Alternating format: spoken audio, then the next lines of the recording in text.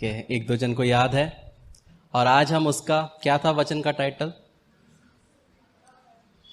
स्त्री का वंश। स्त्री का वंश था पिछले हफ्ते का हमारा 4 हफ्ते का जो हम सीरीज देखने वाले हैं उसका पहला पार्ट। तो जो नहीं देख पाए वो कल ऑलरेडी यूट्यूब पे अपलोड हो चुका है, तो आप लोग उसको देख सकते हैं। और आज का जो हमारा मैसेज का जो टाइटल है वो है परमेश्वर का मेमना। प्रियो, जब हम मसीह जीवन में जीते हैं तो मेमने को हम हमेशा यीशु मसीह की ओर हम पहचानते हैं। अक्सर हम क्रिसमस में, ईस्टर में मेमने को हम हमेशा देखते हैं कि वो यीशु मसीह को दर्शाता है। हालांकि बाइबल में हम देखते हैं कि मेमने का ऐसे कोई विशेष उल्लेख नहीं किया गया है, लेकिन जब यीशु मसीह इस पृथ्वी पे जन्मे तब बोला जाता है कि वहां पे कौन थे? चरवाहे थे। और ऑब्वियसली जब चरवाहे हैं तो वहां पे भेड़ बकरियां होना लाजमी है। तो ये हमको ये समझना है कि परमेश्वर का मेमना हमारे लिए क्यों इंपॉर्टेंट है। पिछले बार हमने परमेश्वर ने जो वायदा किया आदम और हव्वा को कि तेरे वंश के द्वारा मैं क्या करूंगा? उद्धार को इस पृथ्वी पे पहुंचाऊंगा।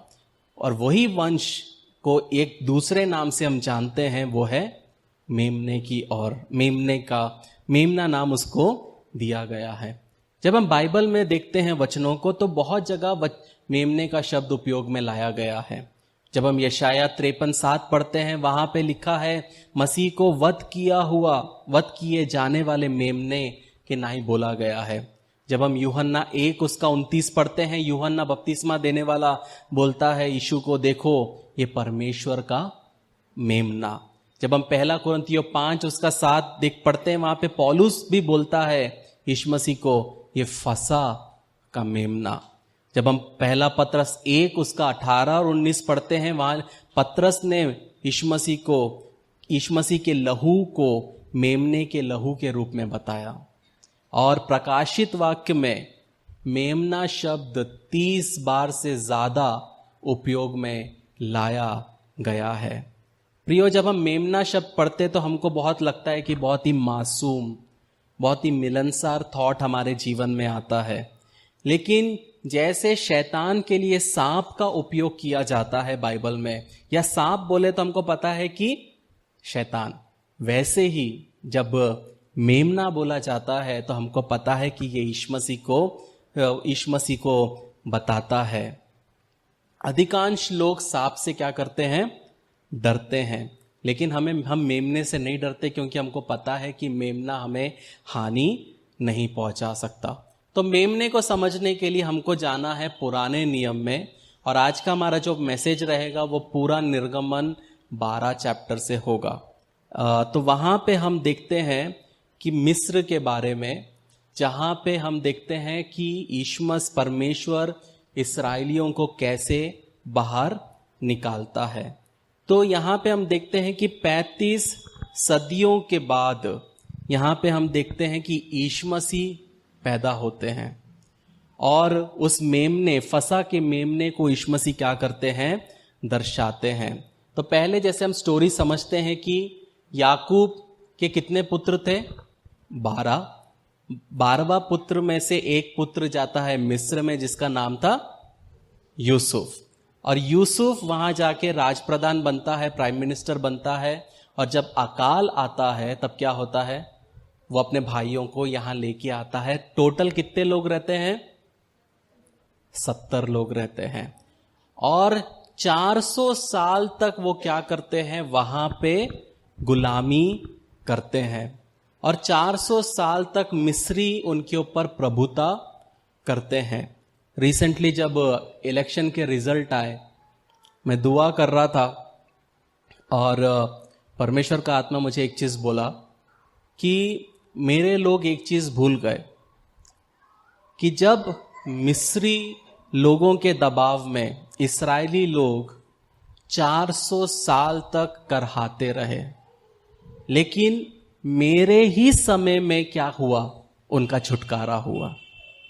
आज इस देश में बहुत से मसीही हैं जो करहा रहे हैं, बहुत से लोग हैं जो चाहते हैं बदलाव, लेकिन परमेश्वर का आत्मा बोला कि जो होगा वो मेरे समय पर ही होगा। तब तक मेरे लोगों को दुआ करना है जिनको मैंने चुना है। तो इसी तरीके से ये इस्राएली लोग 400 साल तक कर रहाते हैं। क्या परमेश्वर 400 साल के पहले उनको छुटकारा नहीं दे सकता था? दे सकता था, लेकिन क्यों नहीं दिया? क्योंकि परमेश्वर 400 साल कनानी लोगों को भी दे रहा था बचने का मौका। क्योंकि हमारा परमेश्वर राइचियस परमेश्वर है, न्यायी परमेश्वर है। वो कभी भी किसी के साथ इनजस्टिस नहीं करेगा, सबको मौका देगा, प्रॉपरली मौका देगा कि सुधरो, लेकिन वो नहीं सुधरे। और 400 साल तक कनानी लोग पाप करते गए। और जब परमेश्वर ने 400 साल इस्राएलियों ने जो मेहनत किया, जब वो वहां से निकले, वो 400 साल का धन एक झटके में उनके हाथ में आया। जितना उन्होंने कमा के मिस्रमियों को दिया, वो पूरा लेके वहां से वो कहाँ गए? कनान में। और कनान में भी जाके उनको कुछ मेहनत नहीं करना पड़ा, बनाया हुआ पक्के घर उनको मिला। यह है परमेश्वर का काम। हम जब सोचते हैं, हम सोचते हैं कि मैं जाऊंगा, मैं ये करूंगा, वो करूंगा, लेकिन परमेश्वर बोलता है जहां तू है ठहरे रहे। तेरे को करहाना पड़ रहा है, ठहरे रहे, मेरे समय का इंतजार कर, क्योंकि जब मैं काम करूंगा, तूने जो मेहनत किया है उसका 10 गुना तू लेके भी जाएगा, और जहां तूने जाना है वहां पे रहने का इंतजाम भी करूंगा। यह है हमारा परमेश्वर। तो यहां पे इस्राएली लोग करहा रहे हैं, लेकिन परमेश्वर नहीं सुन रहा। 400 साल तक परमेश्वर जाने देता है।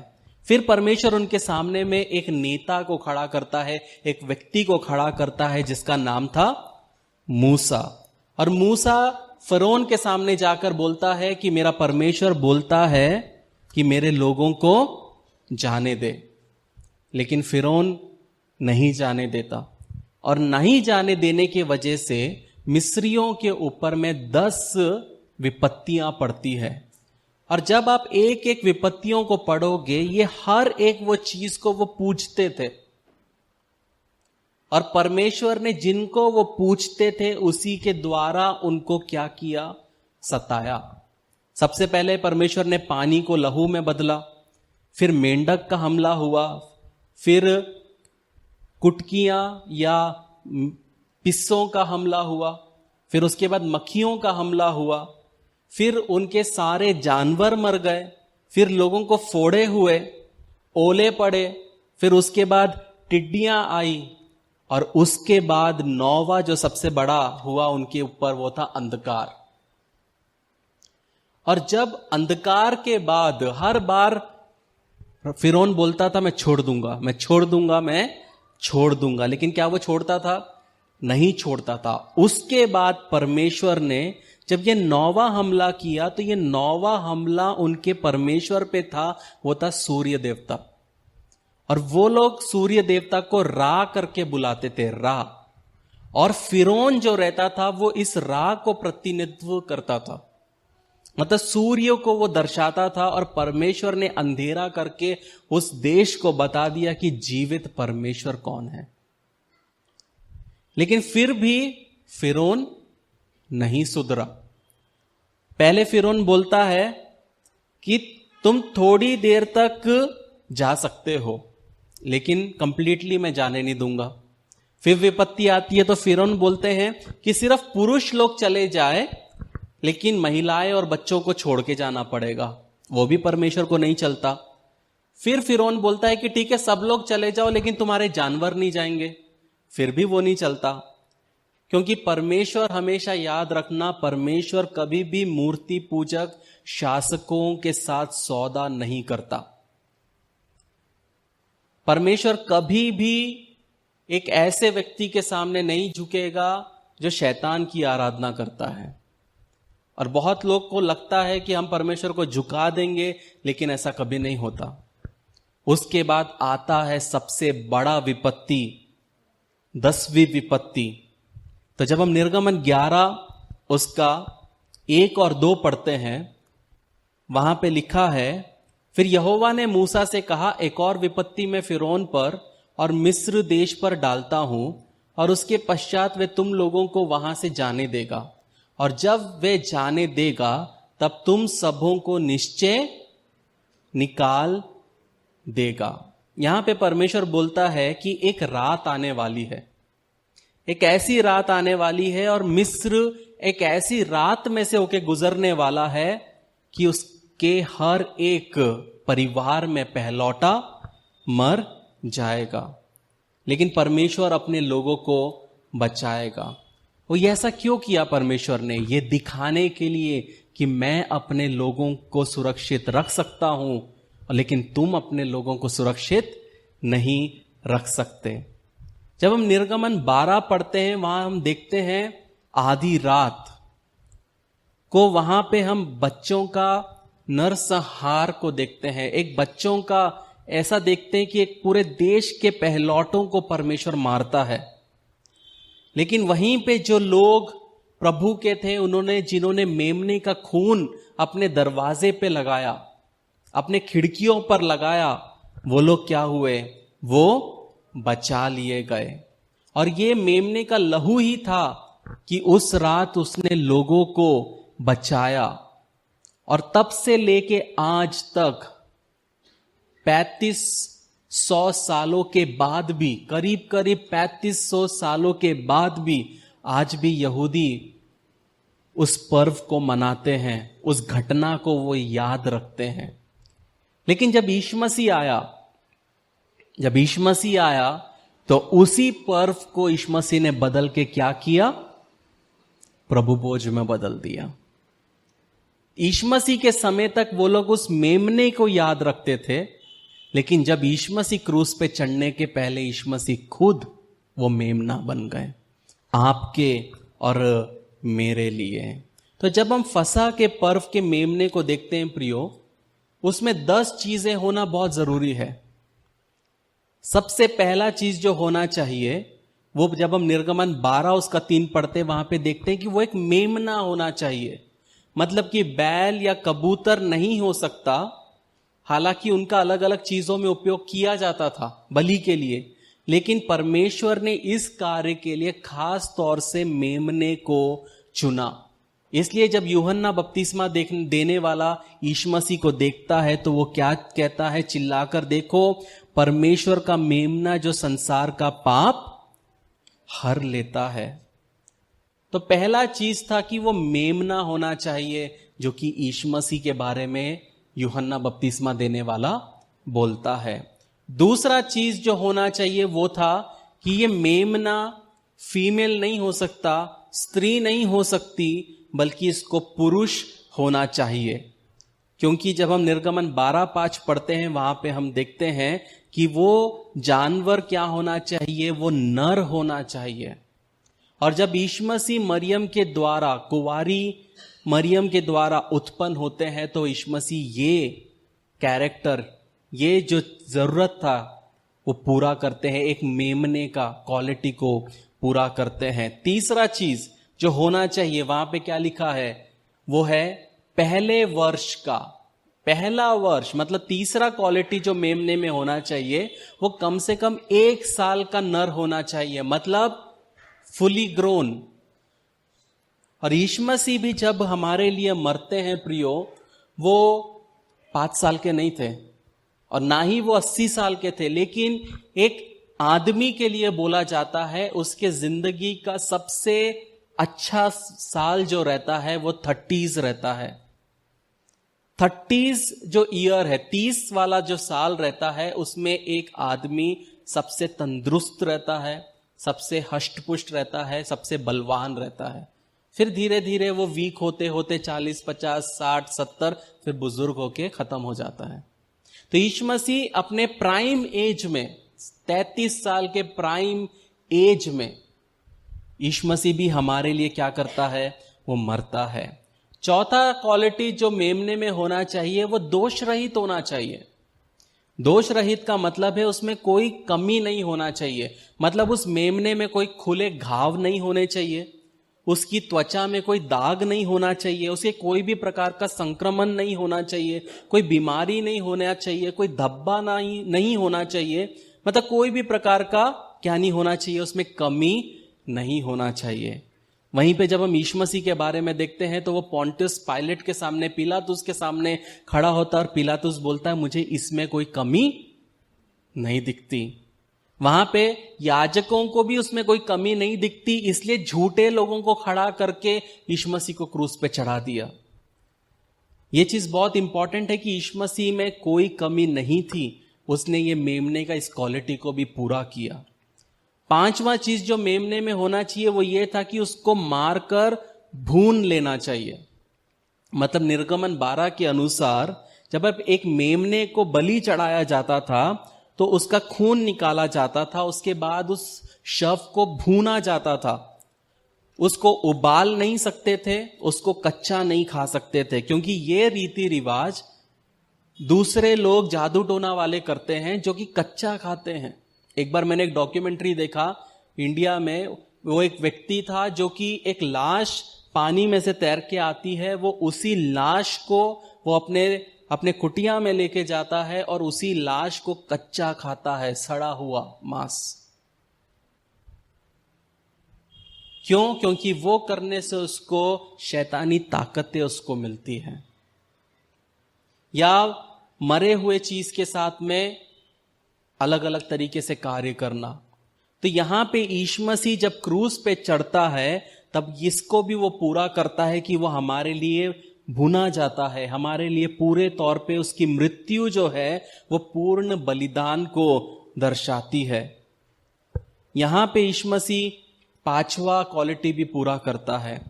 उसके बाद छठा क्वालिटी जो एक मेमने में होना चाहिए वो था कि उसकी हड्डियां टूटनी नहीं चाहिए। जब हम निर्गमन 12 उसका 46 पढ़ते वहां पे हम देखते हैं, लेकिन रोमी लोग क्या करते थे, एक व्यक्ति जिसको क्रूस पे चढ़ाया जाता था उसको जल्दी मारने के लिए उनके पैरों के घुटनों को तोड़ते थे।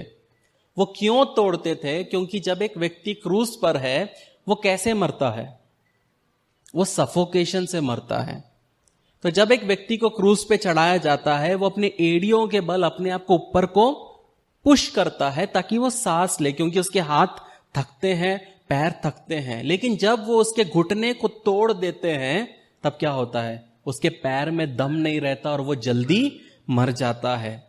लेकिन यीशु मसीह के पैरों के घुटनों को तोड़ने के लिए जब वो आए, तो जब हम यूहन्ना 19:32 से 36 पढ़ते हैं वहां लिखा है कि उसकी कोई भी हड्डी तोड़ी ना जाएगी, वो पूरा हुआ। बहुत बार हम भजन संहिता 34 उसका 20 में ये वचन को हम देखते हैं, लेकिन अगर हम उसका स्टार्टिंग देखेंगे वो वचन निर्गमन 12 में वो चीज कहा गया है। सातवां चीज जो हम देखते हैं कि जब बलि किया जाता है तो इसको शाम में चढ़ाया जाता है, 3 से 6 के बीच में बलि किया जाता है। और बोला जाता है कि जब यीशु मसीह 3 बजे करेक्ट जब वो क्रूस पे अपना उन्होंने सांस छोड़ा, उस समय पूरे इस्राएल में लाखों मेमने रोए, चिल्लाए, क्योंकि जिस समय सब याजकों ने मेमनों का गला काटा उसी क्षण यीशु मसीह ने क्रूस पे अपना जान को दे दिया। जो कि बोला जाता है कि 3 से 5 बजे के बीच में यीशु मसीह का प्राण यीशु मसीह ने छोड़ा, क्योंकि 12 से 3 वो समय था जब परमेश्वर ने पूरा अंधकार कर दिया था। 8वां चीज जो ये मेमने के बारे में देखते हैं वो ये था कि ये मेमने को सभी लोगों के द्वारा बलि करना था। मतलब परमेश्वर ने ऑप्शन नहीं दिया था कि आपको करना है तो करो, इसमें कोई ऑप्शन नहीं था, सबको ये करना था। निर्गमन 12 ये चीज बताता है क्लियरली कि प्रत्येक व्यक्ति को मेमने की पेशकश करनी थी। आप गरीब हो या अमीर हो, आपको मेमना चढ़ाना है। वैसे ही यीशु मसीह भी यहूदियों के लिए, रोमियों के लिए, अन्य जातियों के लिए, हम सबके लिए क्रूस पे चढ़ा। सिर्फ वो एक वर्ग के लिए वो क्रूस पर नहीं चढ़ा, बल्कि पूरी दुनिया के पापों के लिए, उन लोगों के लिए जो वहां थे, उन लोगों के लिए जो आने वाले हैं, हमेशा सबके लिए यीशु मसीह वहां पर क्रूस पर चढ़ा। 9वां चीज जो एक बलि में होता है मेमने के साथ, वो ये होता है कि उसका जो खून जो था, वो खून जो बचता है उसको छिड़का जाता था। और यीशु मसीह जब मरे तो वो जो खून था स्वर्गीय स्थानों में आपके और मेरे पापों को वो धोता है। लेकिन यही खून जब यीशु मसीह मिस्र में से लोगों को बचाने के लिए निकालने के समय यीशु मसीह ने, परमेश्वर ने कहा, निर्गमन 12:13 वहां लिखा है कि जिन घरों में तुम रहोगे उस पर लहू तुम्हारे लिए चिन्ह ठहरेगा कि जब मैं खून देखूंगा तो तुम्हारे ऊपर से निकल जाऊंगा। जब मैं मिस्र पर आक्रमण करूंगा तब कोई विनाशकारी विपत्ति तुम्हें छू ना सकेगी। मतलब परमेश्वर बोलते हैं जिस घर के दरवाजे पे मैं खून देखूंगा वो मेरा परिवार, वरना वो मेरा परिवार नहीं। यहां पे एक चीज देखना है प्रियो, कि मेमना अकेला इसराइलियों को नहीं बचा सकता था। मतलब आपने घर में मेमना रखा, उससे वो नहीं बच सकता जब तक मेमना मरेगा नहीं। भले ही उसका लहू आप निकाल के बेसिन में रख लो तो भी आपका घर नहीं बचेगा, जब तक वो लहू को आप चौखट पे नहीं लगाओगे। मतलब परमेश्वर का न्याय आपके ऊपर उतर सकता है। यह चीज समझना बहुत जरूरी है कि वहां पे परमेश्वर ने ऑप्शन नहीं दिया, तुमको मेमना रखना है, उसको काटना है, वो लहू को पत्तों के द्वारा उसको क्या करना है, दरवाजों पे लगाना है। तो यहां पे हम समझ सकते हैं कि सिर्फ यीशु मसीह का लहू हमें बचाया जाता है। और साथ में विश्वास है तो ही इसराइलियों ने अपने घरों पे वो लहू को क्या किया, लगाया। मतलब जो लोगों ने लहू को अस्वीकार करते हैं उन्हें परमेश्वर का मेमना भी बचा नहीं सकता। ये चीज समझना बहुत जरूरी है प्रियो, कि जब तक आपके जीवन में वो मेमने का लहू नहीं है, आपके जीवन में क्या नहीं है, छुटकारा नहीं है। और आखिरी जो क्वालिटी, 10वां क्वालिटी जो मेमने में होना चाहिए होता था कि वो जो बलि किया हुआ जो मेमना है उसका पूरा सेवन करना चाहिए। मतलब आपने बलि किया, आपने उसको भूना और आपने उसको क्या किया, खाया। अखमीरी रोटी के साथ आप उसको खाना क्या था, उसके साथ मांस खाना था, कड़वी रोटी के साथ। और जो कुछ बच जाता था उसको वो लोग क्या करते थे, जला देते थे। उसको दूसरे दिन के लिए नहीं रखा जाता था। वैसे ही प्रियो, जब हम यीशु मसीह का शरीर और उसका लहू हम खाते हैं, हमें वचन क्या बोलता है, उसका निरादर नहीं करना चाहिए। जब हम ये प्रभु भोज लेते हैं तो हमेशा याद रखना कि वो मेमना हमारे लिए कलवरी पे जो कटा है, हम उसको हमेशा याद करते हुए हमें क्या करना है, लेना है। कहने का मतलब है प्रियो, यीशु मसीह ने कहा जो मेरा शरीर खाता है और मेरे लहू में से पीता है उसमें क्या है, जीवन है, और अंत के दिन में उसे जिला उठाऊंगा। कहने का मतलब है प्रियो, अगर आपके जीवन में मेमने का लहू है तो आप सुरक्षित हैं, आप स्वतंत्र हैं। अब आपको बाकी का स्टोरी पता है क्या हुआ। मृत्यु का दूत मिस्र में हर घर पर रुका, लेकिन गोशन देश में हर बच्चा बचा रहा। फिरौन के महलों से लेकर उसके नौकर चाकर तक रात को क्या हुआ, चीखे सुनाई दी। आधी रात से बच्चे रोने लगे, परिवार रोने लगे, और उनके अंदर में क्या था, दर्द था, पीड़ा था। लेकिन वहीं पे गोशन देश में परमेश्वर के लोग शांत थे। वो इतने शांत थे कि अगर एक कुत्ता भी रास्ते में भौंकता तो उनको सुनाई दे देता। उनके बीच में सुकून था। सोचो 400 साल तक वो परिवार, 400 साल तक वो लोग सहते गए, लेकिन जब परमेश्वर का समय आया पूरा देश सहा। ऐसा एक भी परिवार नहीं था जो बचाया गया, ऐसा कोई भी मिस्री नहीं था जो बचाया गया। हर परिवार उस देश में मौत के घाट उतरा, हर परिवार के अंदर कोई ना कोई मरा। जब मिस्रियों ने इस्राएलियों के ऊपर में हक जताया, उन्होंने हजारों को मारा होगा, लेकिन जब परमेश्वर का कोप उतरा तो वो पूरे मिस्र के लोगों को, जो उनके अथॉरिटी ने किया, उस पाप का भुगतान वो पूरे देश के लोगों को उठाना पड़ा। उसके बाद क्या होता है, फिरौन बोलता है आओ और चले जाओ। इसलिए परमेश्वर ने लोगों को बोला कि तुमको जो ये खाना है जल्दी खाना है, क्योंकि वो उनको जल्दी निकलना था। और इस प्रकार हम देखते हैं कि परमेश्वर ने मिस्र के छोटे देवताओं को हराया और साथ ही मेमने के खून के माध्यम से बहुत ही अद्भुत रीति से अपने लोगों को क्या किया, बचाया।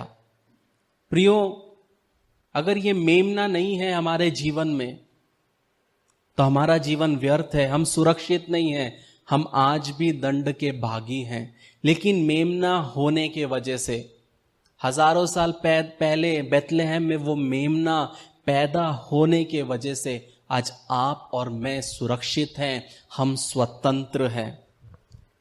तो इस वचन से हम 4 चीज हम सीख सकते हैं प्रियो। सबसे पहली चीज कि यीशु मसीह ही परमेश्वर का मेमना है और वही एकमात्र वो व्यक्ति है जिसमें वो योग्यता थी कि वो पूरा कर सके। और बाइबल में ऐसा कोई भी व्यक्ति नहीं जिसने इतने सारे रूल्स को फॉलो किया। जब हम लूका 2:35 पढ़ते, वहां पे जब यीशु मसीह बढ़ा, जब यीशु मसीह पैदा हुआ 8वें दिन, मरियम उसको यीशु मसीह को कहां लेके गई, सिनेगोग में लेके गई। वहां पे एक बुजुर्ग वृद्ध व्यक्ति था, उसका नाम था शिमोन। और यीशु मसीह को उसने बाहों में उठाकर उसने आशीष दिया और उसने कहा मरियम से, देख वह तो इस्राएल में बहुतों के गिराने और उठाने के लिए और एक ऐसा चिन्ह होने के लिए ठहराया गया है जिसके विरोध में बातें की जाएगी, वरन तेरा प्राण भी तलवार से वार पार छिद जाएगा, इसलिए इससे बहुत हृदयों में विचार प्रकट होंगे। लूक 2:35। तो कहने का मतलब है प्रियो, यहां पे सोचिए, मरियम को पता है ये परमेश्वर का पुत्र है। 8वें दिन यीशु मसीह का खतना के लिए वो सिनेगोग जाती है और वो व्यक्ति बोलता है, तेरा जो पुत्र होने वाला है ना, ये पुत्र जो है ये बहुतों के लिए थोड़ा दिक्कत वाला काम करेगा और इस वजह से क्या होगा, तेरा प्राण भी तलवार के वार से छिद जाएगा। सोच के देखिए उस मां को जिसने 9 महीने अपने पेट में उस बच्चे को रखा और उस बच्चे के वजह से उसका सोसाइटी ने उसको क्या कर दिया, त्याग दिया। 9 महीने उसके बारे में बुरी बुरी बातें कही गई। सिर्फ 9 महीने तक नहीं, यीशु मसीह के मरते दम तक भी, मरियम के मरते दम तक भी वो बदनामी को वो सहती गई। जब ये मरियम मां बनी, बोला जाता है वो हार्डली 14-15 साल की थी।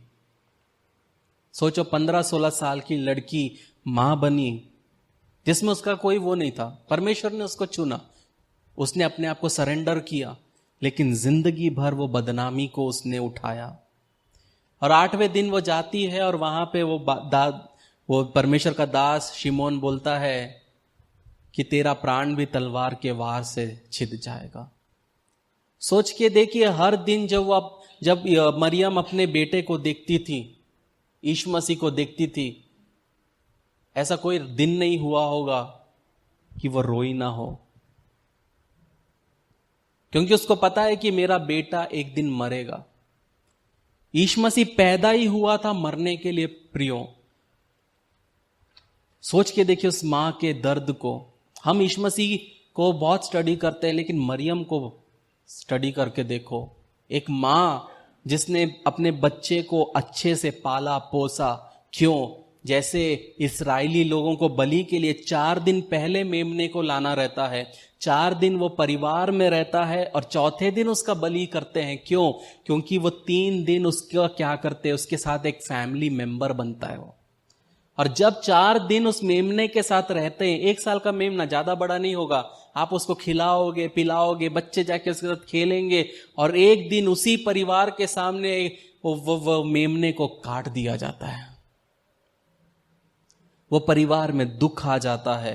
वो परमेश्वर दिखा रहा है कि इसी तरीके से एक दिन मेरा बेटा इस पृथ्वी पे आएगा, मेरे ही लोगों के बीच में रहेगा, अपनों के बीच में रहेगा, लेकिन उसके अपने ही उसे अपनाएंगे नहीं, उसके भाई उसको अपनाएंगे नहीं, तिरस्कार कर देंगे, और एक दिन ऐसे ही उस मेमने को मरना पड़ेगा। दूसरा चीज जो हम सीख सकते हैं वो यह है प्रियो, कि बलिदान के बिना उद्धार नहीं। जब तक खून नहीं बहाया जाएगा वहां पे माफी नहीं। ये मेमने को आप गले लगा सकते, प्यार कर सकते, लेकिन जब तक ये मेमना जिंदा है परमेश्वर के कोई काम का नहीं। लेकिन जब ये मेमना मरता है, इसका लहू के वजह से पापों की क्षमा मिलती है।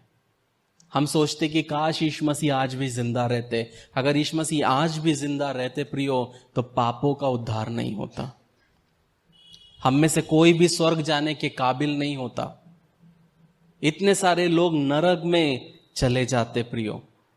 वो दुनिया को बचाने के लिए उसने क्रूस पर जाना सही समझा। हजारों लोग, करोड़ों अरबों लोगों का मरने से बेहतर एक इंसान का मरना बेहतर, ये यीशु मसीह को सही लगा। तीसरा चीज जो हम सीख सकते हैं वो ये है प्रियो, कि विश्वास के बिना यीशु भी आपको नहीं बचा सकता। आप कह सकते हैं कि ये कहानी बेतुकी है, लेकिन मैं आपको बताना चाहता हूं प्रियो कि ये सच्ची कहानी है।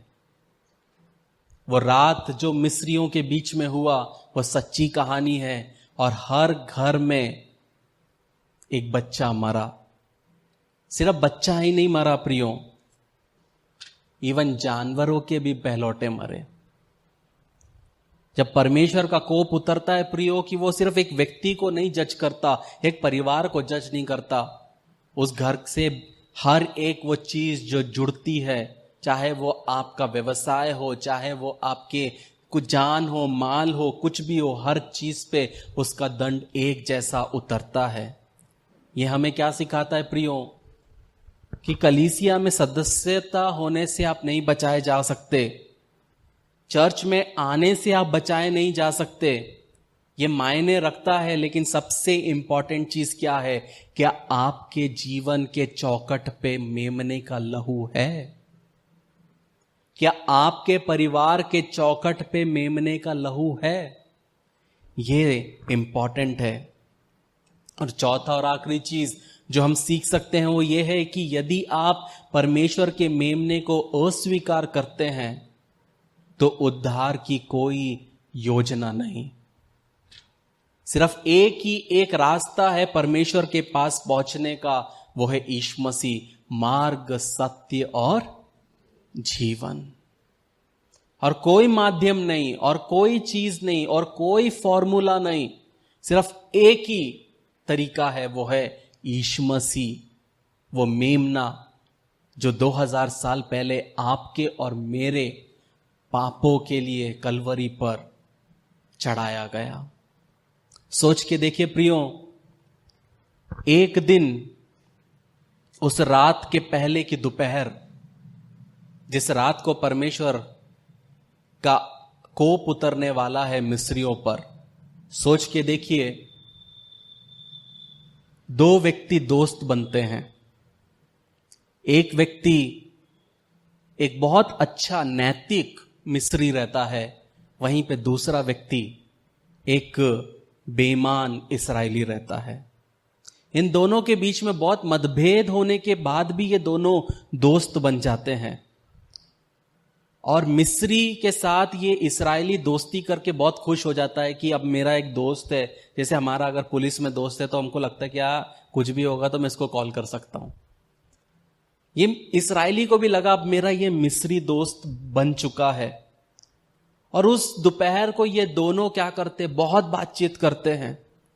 और ये इस्राएली बताता है कि हमारे बीच में आया कोई बुढ़ाऊ, बोलता है कि रात को क्या होगा, परमेश्वर सब इकलौतों को, पुत्र को मारने वाला है, और बचने का एक ही तरीका है कि खून को चौखट पर लगाना है। और वो इस्राएली को कोई फर्क नहीं पड़ता, बोलता पता नहीं क्या क्या बोलते रहते, कुछ नहीं होता। और वहीं पे ये मिस्री वो उस चीज को सुनता है। लेकिन ये जो इस्राएली रहता है, नॉर्मली अच्छे से बात करता है, खुश हो जाता है, और दोनों अच्छे से जुदा होते हैं ये बोल के कि ठीक है कल मिलते हैं। लेकिन वो कल दोनों की जिंदगी में नहीं आता प्रियो, क्योंकि रात होती है तो ये इस्राएली की पत्नी उसको चिल्लाने लगती है कि देर मत करो, रात होने वाला है, समय निकट है, क्यों ना हम मेमने को मार दे।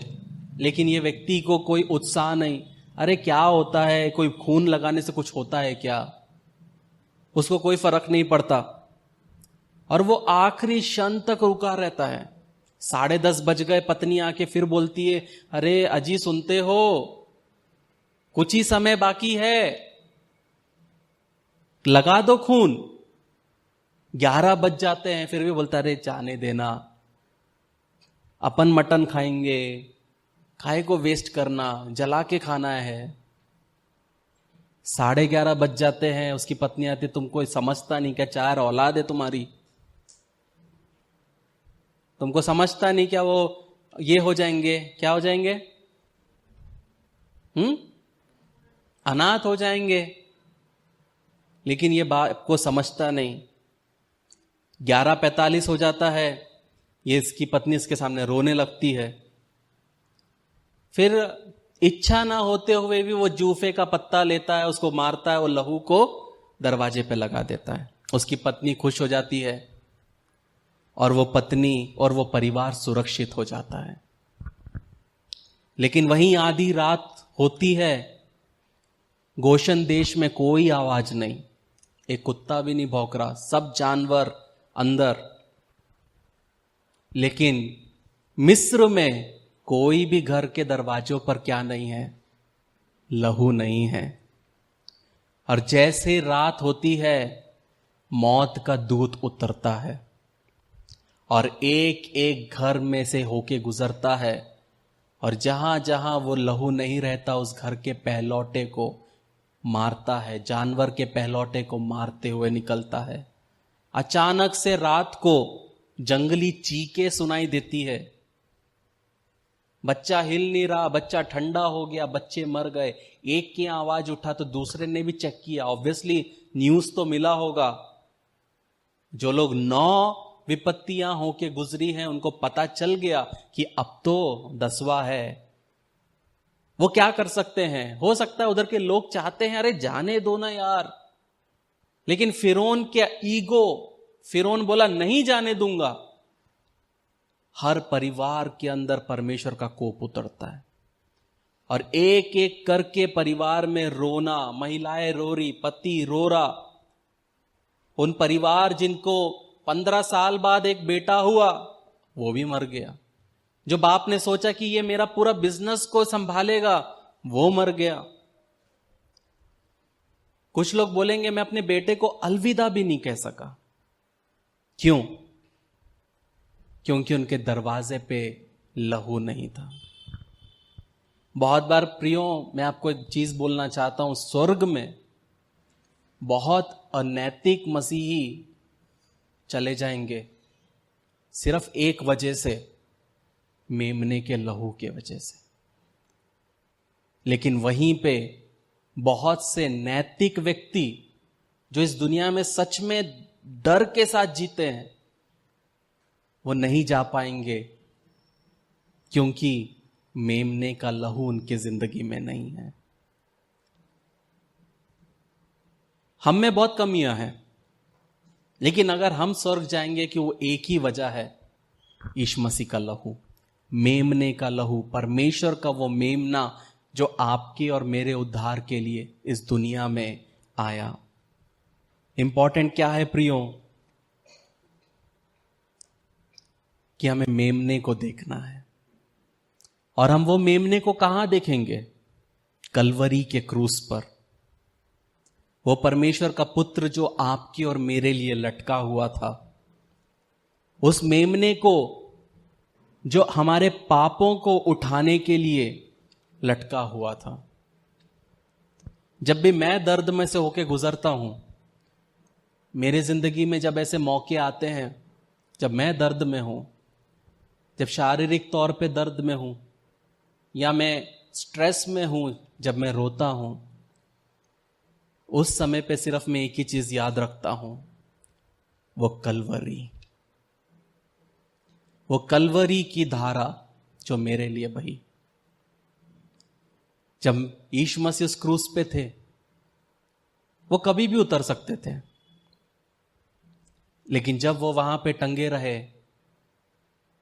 तब उनको याद आया कि मेरी इस मृत्यु के द्वारा एवेंस बचाया जाएगा। सब पूछते हैं कि पर यीशु मसीह वहां पे क्यों टंगा रहा? इसलिए टंगा रहा कि आप बच सके। इसलिए टंगा रहा कि पाप करने के बाद भी जब आप माफी मांगे बेशरम के जैसे, तो भी वो माफ करे। गलतियों पे गलती करते हुए भी जब हम उसके सामने आके अब्बा पिता बुलाए, वो माफ करें। इसलिए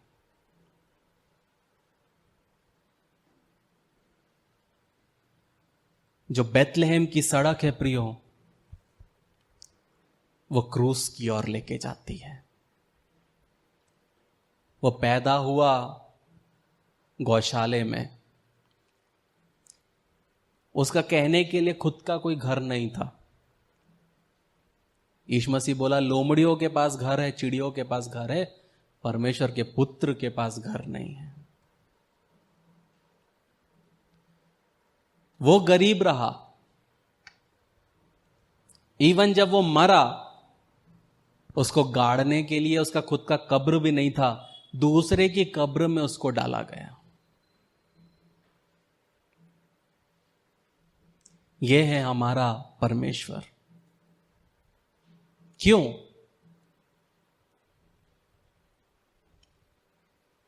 क्योंकि वो इस पृथ्वी पे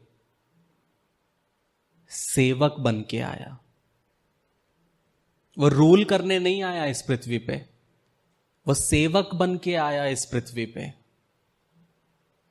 अपनी सेवकाई को पूरा करने के लिए। लेकिन एक समय आएगा कि तुरही फूकी जाएगी, और जब वह तुरही फूकी जाएगी, बादलों पर हमारा राजा आएगा। और जब वो राजा आएगा, तब वो सेवक बन के नहीं आएगा, तब वो राजाओं का राजा, प्रभुओं का प्रभु 1000 साल इस पृथ्वी पे राज करने आएगा। और उसके साथ सेना रहेगी। पहले जब वो आया तो उसने सहा, लेकिन अब जब वो आएगा, वो इस पृथ्वी पे राज करेगा। और जो उस पे विश्वास करते हैं, आप और मैं, हमारे जैसे करोड़ों, आज हम भी छुपे हैं, लेकिन एक समय आएगा हम उसके साथ राज करेंगे 1000 साल। इसलिए प्रियो, जब हम मसीह जीवन में हैं, हमें याद रखना है परमेश्वर का मेमना, वो मेमना जो आपके और मेरे लिए काटा गया, वो मेमना जो 2000 साल पहले इस पृथ्वी पे आया कटने के लिए। हम में से सब लोग चिकन में लेने गए हैं, मटन लेने गए हैं। मैं चाहता हूं तो मैं दूर खड़ा रहता हूं, भले कम देगा चलेगा, मुझे नहीं पसंद देखना। लेकिन मैं हर बार उन मुर्गियों को, उन बकरों को देखा या देखता हूं, और मुझे एक ही याद आती है, वो है परमेश्वर का मेमना। सोच के देखिए, वो बकरे, वो मुर्गी, उनको पता है कि इसके बाद मेरा ही नंबर है, पर वो कुछ नहीं कर सकते। वैसे यीशु मसीह भी थे, वो कर सकते थे लेकिन नहीं किया। क्यों? क्योंकि वो उद्देश्य के साथ आए थे। वो आए इसलिए कि आपके लिए मारे जाएं, हमारे लिए मारे जाएं। ये सोच के साथ हमें जीना है प्रियो। अभी क्रिसमस का महीना है, लोग बूज करके बैठे होंगे, पी के पैदा हुआ पैदा हुआ पैदा हुआ, लेकिन वो क्रिसमस के सही मतलब को समझते ही नहीं है। वो पैदा हुआ ताकि वो मरे, ताकि हम जैसे लोग हमेशा जी सके। इन वचनों से परमेश्वर आशीषित करे। तो आप विवाह के लिए आगे कदम बढ़ाने को तैयार हैं। बधाई। इससे पहले कि आप अपनी शादी के दिन की तैयारी में जुट जाएं, योजना बनाएं और परेशान होने लगे, एक सबसे महत्वपूर्ण बात न भूलें, आपकी शादी। एक अध्ययन के अनुसार विवाह पूर्व परामर्श या वैवाहिक थेरेपी पूरा करने वाले जोड़ों में तलाक की संभावना 31% तक कम होती है और कोर्टशिप टू मैरिज इसमें आपकी मदद करता है। हमारे कोर्स और पाठों में विवाहित जीवन के संघर्षों, वास्तविकताओं और रोजमर्रा की दिनचर्या जैसे कई विषय सम्मिलित किए गए हैं। इस कार्यक्रम पर कई जोड़ों का भरोसा रहा है जो जिंदगी के इस नए स्तर पर जाने के लिए तैयार हैं। लेकिन इसके लिए सिर्फ हमारी बात को ही न माने, आप अपना पहला पाठ मुफ्त सीख सकते हैं। एक बार जब आप कोर्टशिप टू मैरिज के साथ रजिस्ट्रेशन करते हैं तो आप हमारी 30 दिन की मनी बैक गारंटी द्वारा भी सुरक्षित रहते हैं और आप तैयार हैं एक सुखी वैवाहिक जीवन के लिए। courtship2marriage.com पर आज ही अपना पहला लेसन शुरू करें।